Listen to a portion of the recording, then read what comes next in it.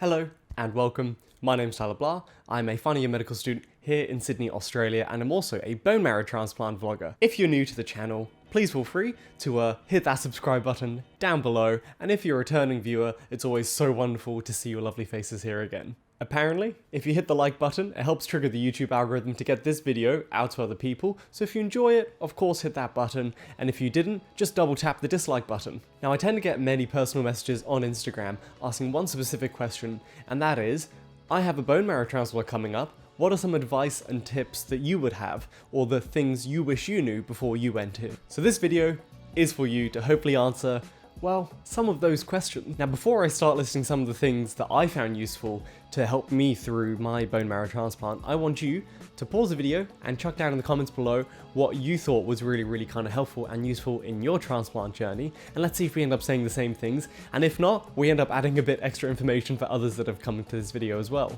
So if you didn't know, when it comes to having a transplant, you tend to have this chemotherapy protocol or radiotherapy, depending on, what kind of subtype and indications around there, but you have this protocol initially that then puts you into a molecular remission, at which point you can then have the transplant a little bit later, typically like a month or two afterwards, and at that transplant protocol, you then tend to have this really kind of invasive protocol. I think it's referred to as the myeloablative protocol, and it's in that very aggressive protocol that you then have the transplant at the end. So you kind of have these two stages of chemo, or at least preparation protocols, for transplant. You have this big one to kind of get you into that molecular remission, and then you have the big one to actually give you the transplant.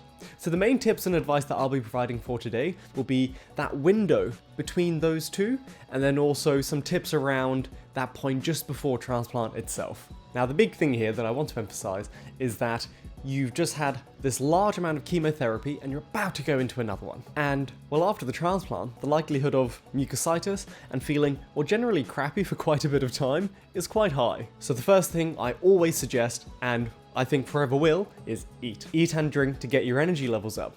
It's kind of like carb loading for a marathon, except the marathon in this situation is the transplant. You see, what we need to remember is that the transplant is quite a large procedure, and the last thing we want to be doing is going into a large procedure with a pretty low energy reserve. I always kind of looked at it as though I knew after the treatments, whether it was just standard chemo or the transplant, I was going to be losing a lot of energy and weight and everything after that. So I kind of would prepare myself in a way to expect those losses and try to, I guess, balance out or reduce those losses in some way beforehand in any way that I physically could control it. And I know it's funny advice to kind of say, well, just eat, but I think it really does count. I remember in the 20 days before the transplant itself, I think I was having one pizza every day religiously, and that was on top of my normal meals, just because I knew pizza was such an easy food to kind of eat. Just put like a nice sriracha sauce or something on it, just a plain cheese pizza,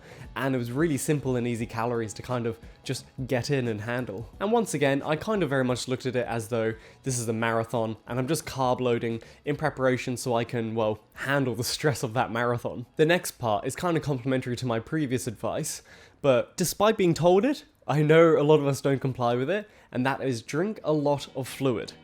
Now, this is particularly important when we look at the myeloablative protocol, which is the one that I mentioned before. So that's kind of the really aggressive protocol right before transplant, where they essentially try to reduce all of your cell types, so then they can give you the stem cells and they easily get taken up. So in my situation, I had what's referred to as the Bu4-Cy protocol. So that is a combination of busulfan and cyclophosphamide. And when I had those two combined, unfortunately I gained a side effect of that, and that was hemorrhagic cystitis, which, if you saw my bone marrow transplant vlog, meant I wasn't able to really continue my vlogging journey within that window where I had that side effect, because it was bloody awful, bloody painful, and something I still remember very strongly right now, and would strongly recommend anyone and everyone to avoid ending up in a similar situation. Now, interestingly, to avoid situations like that, particularly around that myeloablative protocol, one of the key things that I could have done a bit better is to increase my fluid intake.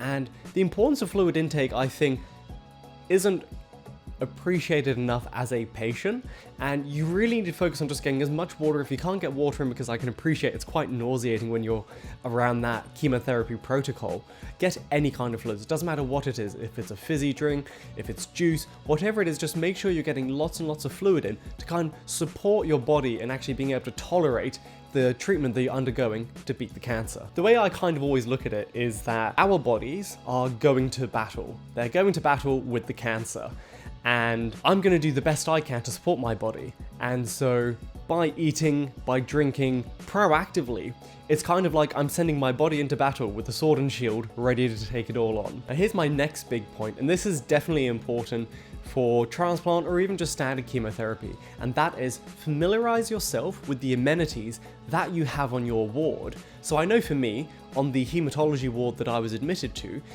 on average I'd be there for about 30 days, 1 month minimum in most situations. That was also the case in my transplant. And I knew at my hospital, on my floor, there was a toasty maker, a fridge, a freezer, and tea and coffee. So I knew that I could bring in a loaf of bread, cheese, a good bottle of ketchup, butter, and I easily had access to a cheese toastie with ketchup almost all the time, which was quite lovely because it's just a little homely treat. I don't think I really eat them at home very often, interestingly, but at the hospital it was kind of nice to be able to have that food if I wanted it. I also knew that I could bring 2 boxes of Crunchy Nut cereal because that is my cheeky treat meal, and so I usually have a bowl of that almost every night, I think religiously.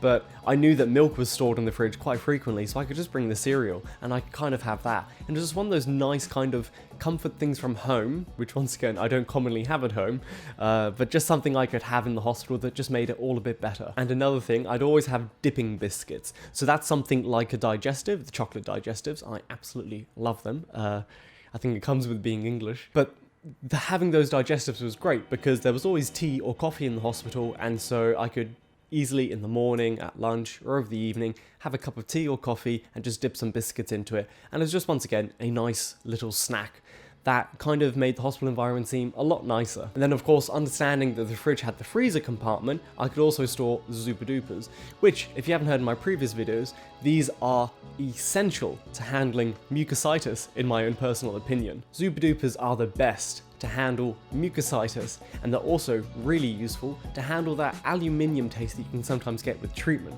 Mainly for the fact that I think their flavors are so strong that they kind of overwhelm that aluminium taste, and it's really quite nice because that aluminium taste is awful, particularly if you've had it for days upon days on end. I really think that they should actually be in the therapeutic guidelines by now. And they'd kind of be the key things I'd kind of suggest for you to pack food-wise. Not those specific examples, but they were just some of the things that I did, and so I'd suggest you find a similar thing in your hospital and see what you can kind of bring from home just to make being at hospital so much nicer, particularly considering it could be quite long. Because from what I understand, some hospitals can extend how long you stay there, I believe up to day 100 after transplant. So you need to make sure you're comfortable there. It's just a matter of time. Could be 1 month, could be 2 months. 3 months. Could be 4 months. I can see that happening, yes. 8 months. That's a realistic timeline. 11 months. Perhaps. Okay, wait, now really think hard about this one. 1 year. I could see that as a very real possibility. And then of course, the very important things to pack are a lot of pajamas and a really comfortable bed gown. In fact, I bought a woman's bed gown because it was fluffier and softer. So no shame and zero regrets there. I have this lovely big blue bed gown and it is wonderful. And they are great on the hospital floor because they're just overall comfortable, and it's easy to kind of help you regulate your temperature on and off with these. Otherwise, I'd also love to hear what you would recommend other people to take and things that helped you in your journey going through chemo and or a transplant, and why it is that these things helped you so much. Otherwise, thanks so much everybody for watching. I really appreciate it. And don't forget to like, share, subscribe, and of course, I will see you next week in the video on the channel. Thanks so much guys, see you next time. Bye.